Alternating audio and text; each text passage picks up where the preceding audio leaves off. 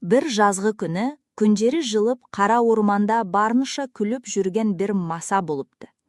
Ол күндегі әдеті шыңғырап ұшып жүріп, бар жандарды қызу тартысты сұрақпен, шаттықмен байланыстырып жіберу.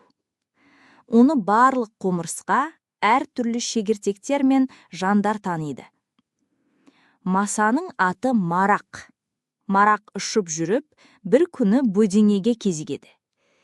«Ей, бөдене, сен күні бойы тұғыршақ болып жүрсің. Қайда барасың?» деп сөйлейді. Бөдене күліп: «Мен балаларыма ас беріп жатырмын, Марақ.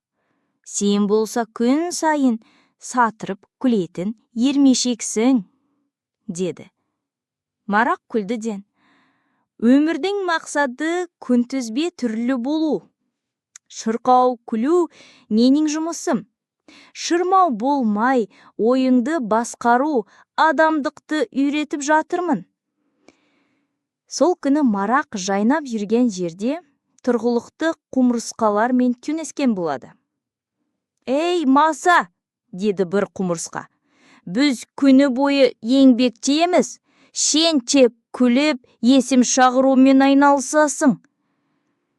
«Менің еңбегім күнделікті күн сәуле», деп күліп жауап берді маса. «Сіздердің зердеңізде күлу де жүректің бір білімі. Оны мен ұстап жүрмін». Кешкірімде маса шырға ұшып, ау-шабарға андетін айтып, орманды да дауысқа толтырады. Күліп, еркін шырғанып, жақсы леппен жандарға күй беркітеді.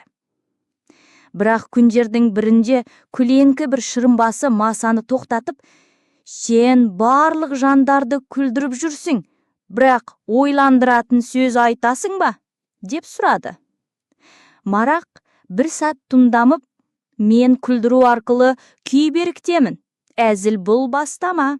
Бірақ күлу күрестен кем емес. Сенге жүрек бар болса, күніңді жұмырақ içесің», деді.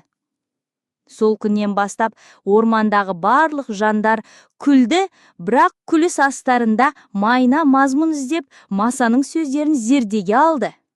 Марақ болса күледі, күнді алудан танбай, күндегі күліс арқылы барлыққа қуануды үйретті. Тағы да әндер мен ертегілерді қалайсың ба? Біздің тегін Лолла қолданбасын жүктеп ал.